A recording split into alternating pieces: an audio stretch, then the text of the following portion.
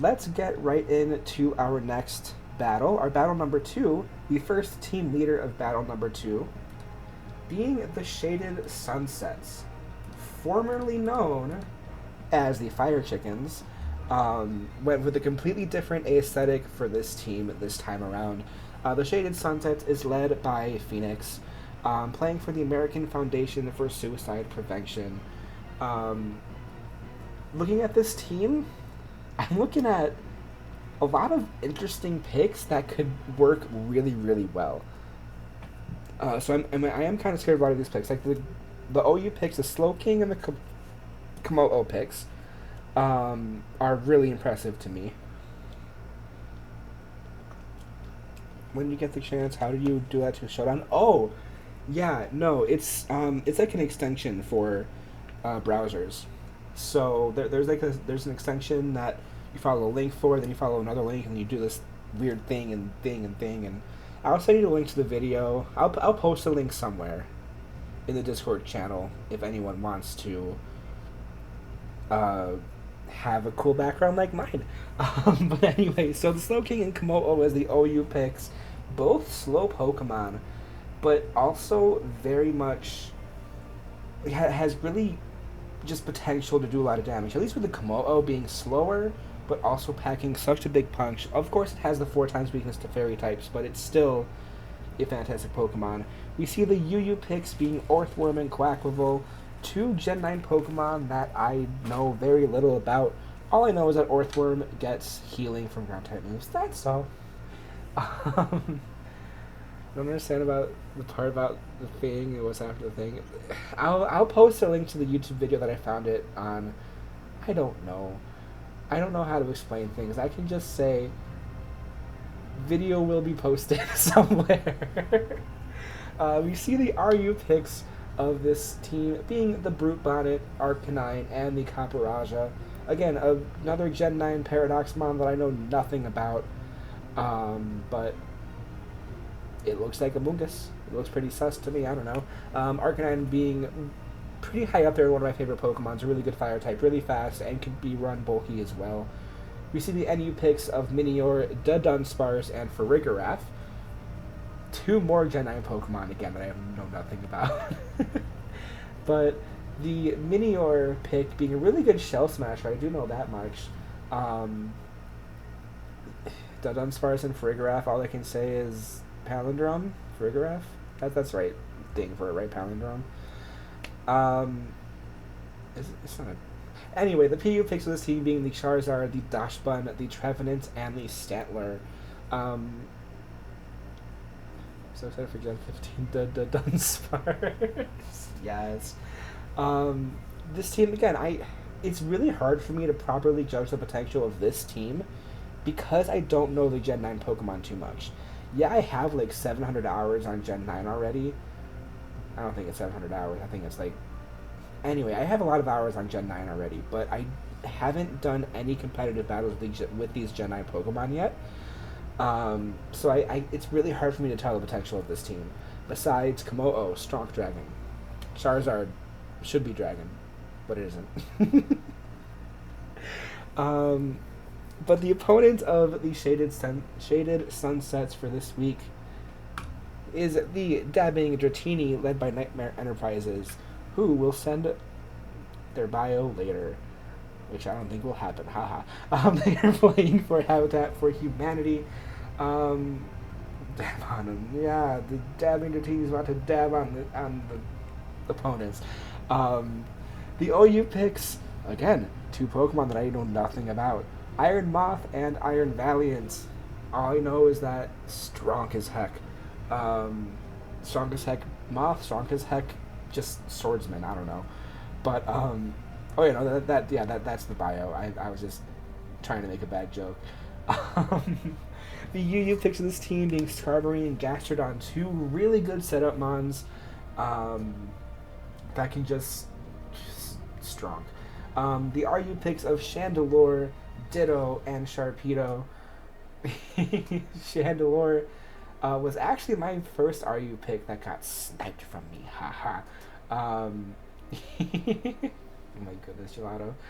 The Ditto, of course, being a pretty terrifying pick if used in the right situation, especially with the Choice Scarf usage to outspeed everything.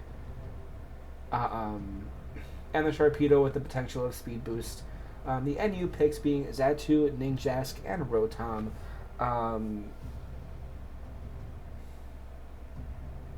Don't know much about Xatu. I think it gets Magic Bounce, but other than that, I don't know too much about it. Ninjask is another speed booster that this team can take advantage of. And Rotom, I don't really know much about Rotom. But the PU picks of Dugtrio, Gothitelle, Dabsol, and Pincurchin. Yes, Dabsol was referenced when we were drafting. The Dabsol is an offense. The Dugtrio and Gothitelle, pretty terrifying with the Arena Trap and Shadow Tag abilities. And of course, Dabsol being Dabsol is just amazing.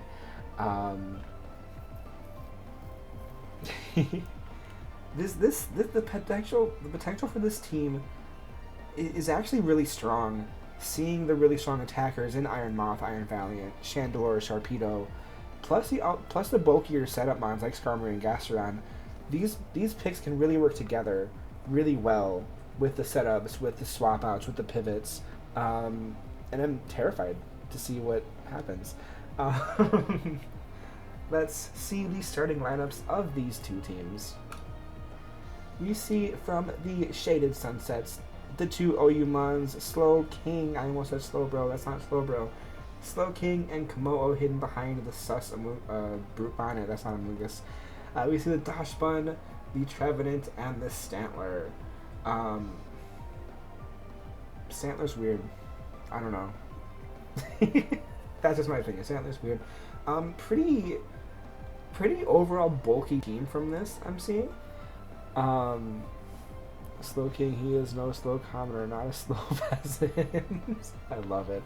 And the Dabbing Dratini starting lineup, we have the Iron Moth, the Iron Valiant. Again, the two OU picks that are probably scarier than these two OU picks, let's be honest.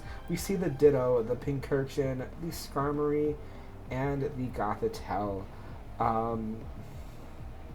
We can see a potential setup here from the Skarmory. That's kind of all I really know about these Pokemon. Is that Skarmory is a pretty decent setup mon.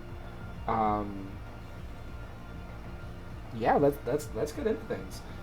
Make sure it's on slow mode. All right, perfect.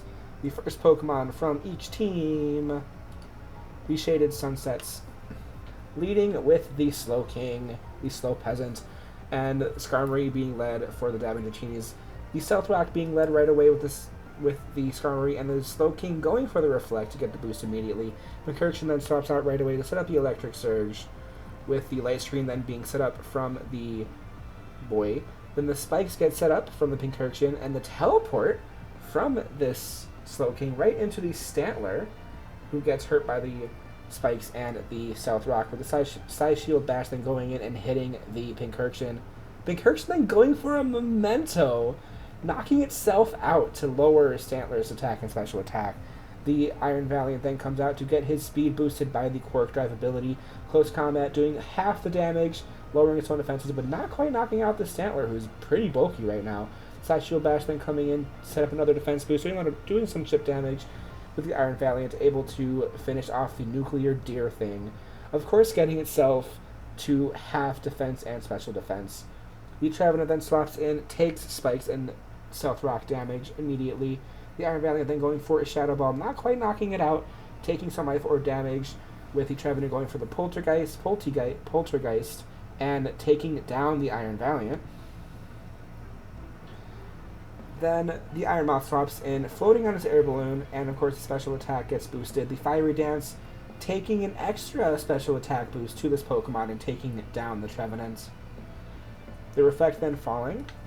Brute Bonnet then swaps in to this Moth, and then swaps immediately out into the Dachshund, who of course takes trap damage. And the Bug Buzz coming in doing a resisted hit, probably predicting the stay in with the Quark Drive wearing off. The Protect then coming in from the Dachshund, going into the Sludge Wave, the super effective Sludge Wave hit from this Dachshund, who will be promptly knocked out in this next turn. We then see the Slowking coming back out, taking some trap damage as well. The Bug Buzz, though, not quite knocking it out. And the Slowking able to set up another light screen, and of course the Bug Buzz able to finish off the Slowking. Then the Brute Bonnet swaps that back in, taking down a little more spike damage and Stealth Rock damage. With the Bug Buzz, of course, going to knock it out because of the 4 times super effectiveness against this typing. Just leaving the Komodo left to do the damage. Will it do it? It will not. Another quad effective hit from the Dazzling Gleam, taking down the Komodo, leaving the dabbing Dratinis rightfully dabbing on the Shaded Sunsets, with the Iron Moth doing a lot of damage. But of course, that Skarmory Pincurchin setup was so good with the Electric Surge, being able to just, I don't know, Electric Surge. Oh yeah, boosting the stats of both the 2 Paradox Pokemon. Really good showing from the Dabbing Dratinis, and the Shaded Sunsets, of course, doing what they could against this just really strong setup.